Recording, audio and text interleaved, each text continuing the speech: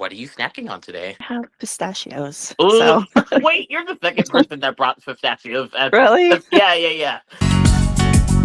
like a peanut, but not crunchy. So that's why Yeah. I figured it'd be okay. For my snack, I actually brought this pumpkin kringle. Pumpkin kringle. Yeah, it's like I something I don't know got, what that is. like a It's like Christmas a kind of thing. pastry, Yeah, or yeah. It's like oh, okay.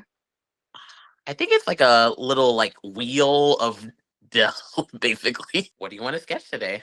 Done traditional a long time, so I feel like I'm just gonna do like one of the main characters of my series. It's just muscle memory, I guess. I think I'll sketch like vampire. I've seen a couple on your guys' YouTube channel. I don't know who he was exactly, but he was doing like a monster sketch on like Oh yeah, a yeah. digital thing. I was like, oh, these are like really creative looking. Where are you based? I'm in Phoenix, Arizona. I used to be in the Bay Area. I used to go to the Academy of Arts in San Francisco. So, but yeah, I moved back here like 6 years ago. I actually really enjoyed it. I was like, wow, highway can actually look nice. Like I I feel like know, right? yeah, It's surprising. Like honestly. it doesn't even feel like freeway out here. It's just like a Mhm. normal street. How did you decide on Orangeplum? I've actually been asked that for a long time. I've been using that username, I think, for I don't know, since like 2010 when I was just graduated high school.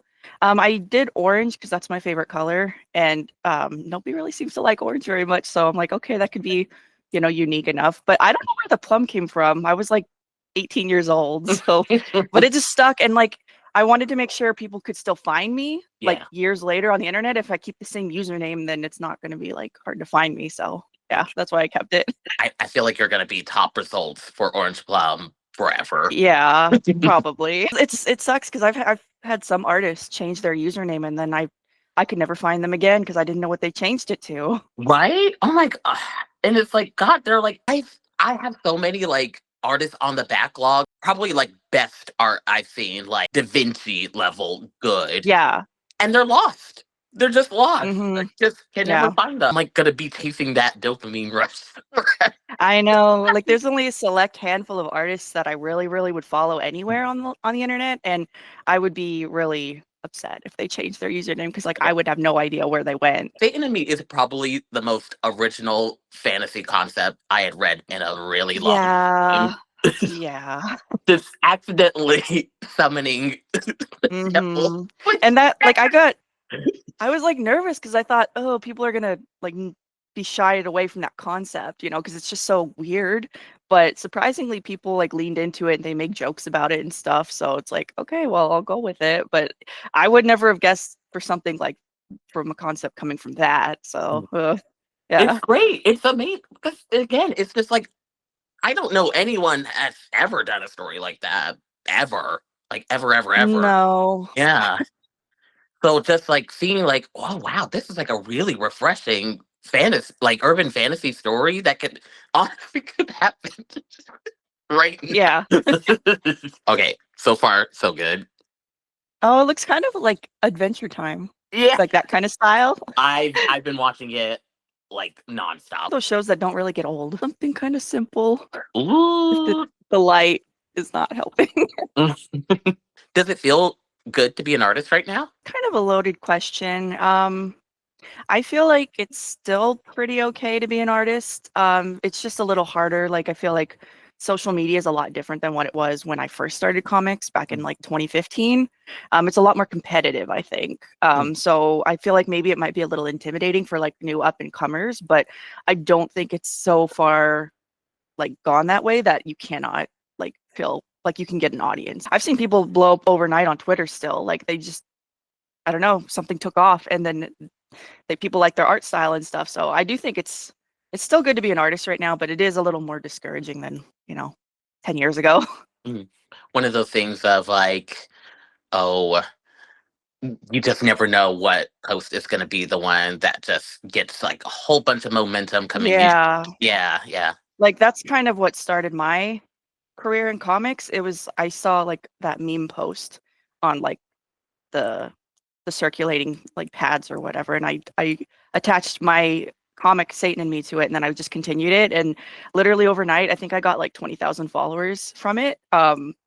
So I was like, I didn't expect that at all, you know. So you never know what'll blow up. That was the Yeah. one that So you're like, this guy's really okay. Sure, why not? yeah, and I had never had that kind of like audience before, so I was kind of intimidated. But then I still didn't take it too seriously. It was still just a hobby at the time. But yeah, you never know what's gonna blow up, so you might as well just keep going. I made the comic. I didn't have a job, and then people supported me, so I was able to go to art school that next semester. Um, and when I was in art school, there were like in the different buildings, there was like bulletin boards at like the lunch tables where you can just put whatever you want. And I would see people putting drawings of like Satan on there. And I had no idea who these people were. I would just go around school and see my characters and stuff, and people were like, I remember somebody even messaged me and they're like, I saw you at school today and I wanted to say hi, but I didn't want to be weird. And like, so it was kind of Oh, so it wasn't different for just me being, virtual probably. It was yeah, in person. it Oh, was and that's like a huge. whole other thing. Oh, I see. It to the point Whoa. where even like people wanted me. I used to do meet and greets at cons at the Yeah. beginning of my comic. It was that much like attention, and it was kind of overwhelming because I was like, I'm not used to like going out in public and like people knowing who I am, or like going to random places in like San Francisco and seeing like my characters, like people putting them on Yeah. like stickers or like drawings all over the place. So it was kind of weird, but yeah, I didn't expect that. Like a hey, I know all of this information about you. Oh, also here, my name is so and so. Yeah. Yeah, like, I remember one time somebody came up and they're like, "Oh, hi, how are you?" And, you know, it's like, "Oh, I'm great." And they're like, "Okay, see you later. It was nice meeting you again." And then Yeah. my sister was like, "Do you know them?" And I was like, "I don't know." Like, Oh, I guess I met them before. Like, oh my god. That led to some full momentum then, huh? pretty much got me working full time in art. I got hired by you guys in 2017 through 2019. And then afterwards, I was able to really jumpstart my Patreon for full time. And ever since then, I've been, you know, doing art full time. So it, Yeah. Ooh, yeah. congrats. Is there anything that might be obvious to you, but then you go around and go, wait, you guys don't know this? Oh, you guys should definitely know this about being an artist. Personally, there's two things. One, I think for comic artists, your first project, do not make it big.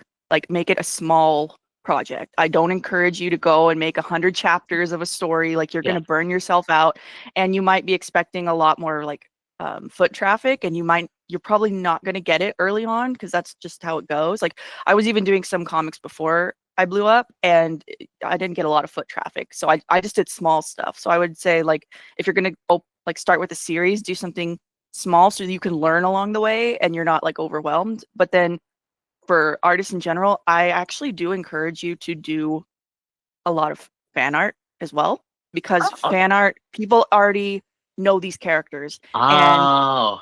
it'll expand your reach. People will see your art. Okay, I like your art style. They'll follow you. And then you put periodically your own stuff in there, and that'll get them attached because they already like your stuff. But it's kind of like advertising without advertising, I think. Like, I wish I had more time to do fan art. I feel like my reach would go farther if I could do fan art and my personal stuff.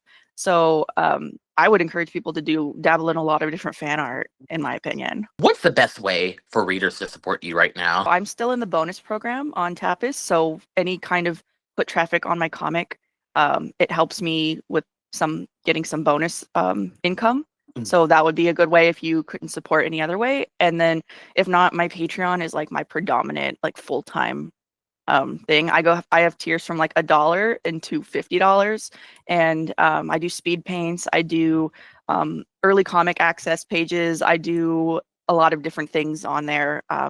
That pretty much has been what's keeping me doing full-time comic work. So as long as my Patreon is still meeting like my bare minimum requirement for like living, that's pretty much predominantly where I do get support. And I do appreciate all the support that I do get. You ready to do the final reveal? Mm-hmm. We said with contempt. Oh, he looks really cool. I didn't know you were doing like swirls on him. That's cool. Yeah, I want to do something a little different. He's just like Yeah, a very, very Adventure Time. I like it. He's just like an inky abyss right now, but